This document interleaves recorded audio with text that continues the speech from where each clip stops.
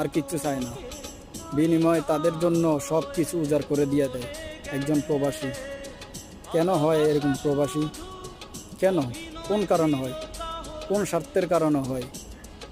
সব কিছু সবার জন্য করে নিজে একবারে শূন্য হয়ে যায়। তবে এই কথাগুলা বলার কারণ কি জানেন? কারণ আমার চোখে দেখা অনেক প্রবাসী আছে, অনেক অনেক প্রবাসী আছে যা নিজের চোখে দেখা। আর ওদিকে আমি কিন্তু অনেক খুশি, কারণ আমার পরিবার এরকম না, আমার খোঁজখবর নেয়, আমাকে ভালোবাসে। আমার পরিবার আলাদা, আলহামদুলিল্লাহ আমার পরিবার খুবই ভালো। কারণ সবার তো আর এক না। আর আমি তো মনে করেন সবসময় দেখি অনেক প্রবাসীরা এরকম হয়, ওদের কষ্ট দুঃখ, কাম কাজ নাই, কোনো কিছু পায় না, খাইতে পায় না, তাদের কষ্ট দেখলে বুক চিরাকান না, কিছুই করা থাকে না, এরকম অনেকে আছে।